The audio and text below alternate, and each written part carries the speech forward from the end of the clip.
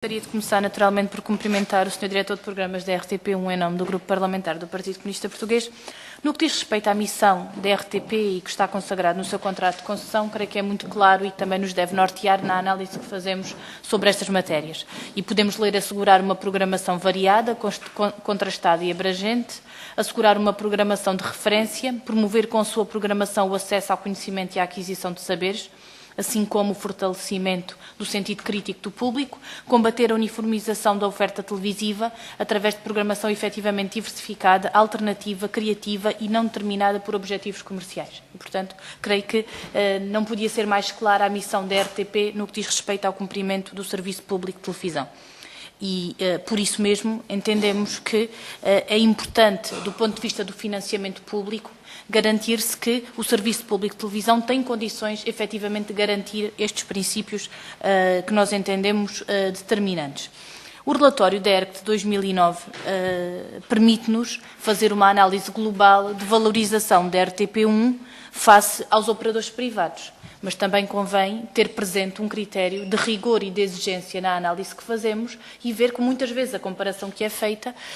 baixa muito os níveis de padrão de qualidade. E, portanto, eu creio que é importante, e o PCP entende isso como muito importante, o padrão da qualidade estar sempre numa fasquia muito elevada, tendo em conta os objetivos da RTP. E, por isso, se bem que é reconhecido que em matéria de pluralismo e de diversidade a RTP1 está mais à frente que os operadores privados, e reconhecendo que a RTP1 é um canal generalista e, por isso, tem características e objetivos muito concretos, e não querendo fazer da RTP1 um canal exclusivo da cultura, entendemos ainda assim que há dados plasmados no relatório da ERC que nos devem fazer questionar algumas questões, nomeadamente a questão, por exemplo, da diversidade desportiva na RTP1. Nós temos um programa ao sábado à tarde na RTP2 que permite, talvez no espectro televisivo português, a análise mais geral e mais diversa em relação ao desporto, mas isso não acontece relativamente à RTP1. No que diz respeito ainda aos programas informativos, nós temos, através do relatório da ERC, informação de que o serviço noticioso são os serviços com maior frequência, mas sabemos também que frequência não coincide com duração. E, portanto, uma questão é a frequência e outra é a duração. E o que diz o relatório da ERC é que são os talk shows que têm maior duração na RTP1. Também reconhecendo diferenças objetivas entre talk shows da RTP1 e de alguns operadores privados, entendemos ainda assim que há alguns géneros, nomeadamente algumas categorias culturais e de conhecimento, que representam meio ponto percentual. Estou a falar, por exemplo, dos programas sobre ciência, humanidade, informação cultural, que nós entendemos de facto que representam muito pouco. Nós tivemos, através do relatório da ERC, a confirmação que na RTP1 será as telenovelas o programa com maior horas de emissão. Eu não sei se li bem, gostaria que me confirmasse esta informação relativa à RTP1. A última, ainda uma questão que lhe gostaria de colocar, no que diz respeito às reexibições de programas.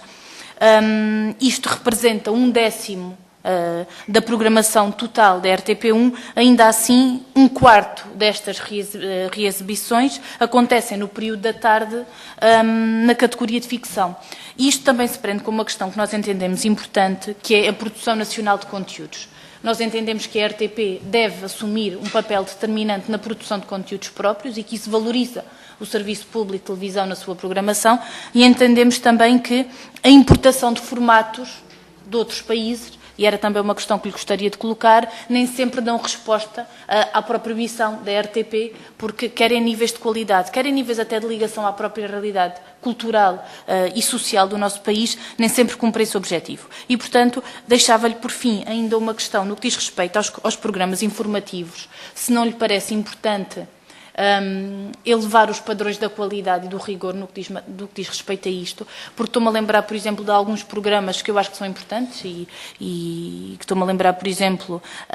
da linha da frente e dos 30 minutos, mas que por vezes, bem sabemos que no contexto económico e social é difícil encontrar aspectos positivos, mas que tende a puxar um bocadinho para o aspecto mais sensacionalista e mais negativista da situação do que um objetivo fundamental destes serviços de informação, que é a componente formativa e do esclarecimento. Era também uma opinião que gostaria de ouvir da sua parte e creio que por agora é tudo. Obrigada. Sobre algumas clarificações que nos deu acerca da análise da ERC e dos critérios que são utilizados, eu creio que somos sensíveis a eles, nomeadamente na questão que apontou entre ficção e telenovelas e tudo o que é produção de ficção não ser exatamente telenovelas. E a questão que eu lhe coloco é se entende importante o aperfeiçoamento dos critérios da ERC na análise dos conteúdos de programação dos vários canais, no sentido de também poder clarificar a análise que todos fazemos sobre estas matérias.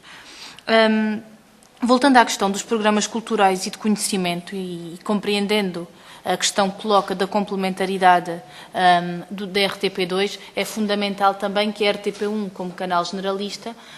tenha uma preocupação grande no cumprimento da sua missão da diversidade, do pluralismo, mas também do tratamento de assuntos que, como lhe digo, eu tenho algumas dúvidas de que o facto de um escritor ir a um talk show apresentar o seu livro, isso possa constituir por si só um programa cultural, não é? Porque creio que é discutível ainda assim. E, portanto, como lhe dei o exemplo há pouco da Câmara Clara, e, portanto, é a diferença. E também não estou a dizer que o conteúdo dos programas culturais se esgotam no formato da Câmara Clara, que certamente há que equacionar outros formatos no sentido também de alargar o número de pessoas que têm acesso a esses programas e não criando também um canal elitista do ponto de vista do acesso à cultura, que eu acho que tem que haver essa preocupação da massificação do acesso à cultura. Mas, voltando aqui, por exemplo, a questão do documentário, a questão das artes, dos média, da exibição de espetáculos, de programas educativos, isto representa, de facto, meio ponto percentual na programação da RTP1. E creio que era muito importante da parte da RTP1, nomeadamente da equipa de programação, poder haver a ponderação do alargamento da intervenção destes campos, porque, de facto, nós temos um programa de ficção que é o Conta-me Como Foi, que é inspirado numa série espanhola e, portanto, a importância também de trazer para a nossa televisão de serviço público as questões da memória coletiva e da nossa história mais anterior e mais contemporânea, eu creio que era muito importante.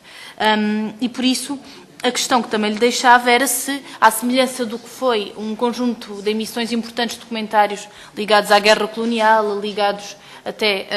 a outros aspectos, pode estar colocada em cima da mesa a existência de programas deste tipo. E ainda no que diz respeito à questão dos programas informativos e entendendo programas informativos mais no conteúdo da esfera da programação do que propriamente da informação. Eu creio que não é por si só um programa informativo sobre uma determinada matéria, nomeadamente na área mais política, que se resume ao formato de um representante de cada partido para abordar um problema. E isso pode ser um programa informativo num canal generalista, sem ter que ter a representação dos 6 partidos com assento parlamentar. E, portanto, também do ponto de vista informativo e não noticioso, a preocupação de revestir estes programas de um acompanhamento mais ligado àquilo que é o dia-a-dia das pessoas e que as pessoas também gostam de ver discutido, não é? Eu creio que sobre as questões do emprego, da precariedade, do Serviço Nacional de Saúde, que as pessoas sentem muito hoje, não é necessário haver um representante de cada um dos partidos para discutir estas matérias de forma objetiva e esclarecedora, mas que, de facto, era importante que também no plano da programação do Serviço Público de Televisão, nomeadamente da RTP1, houvesse sensibilidade também para estas questões. Obrigada.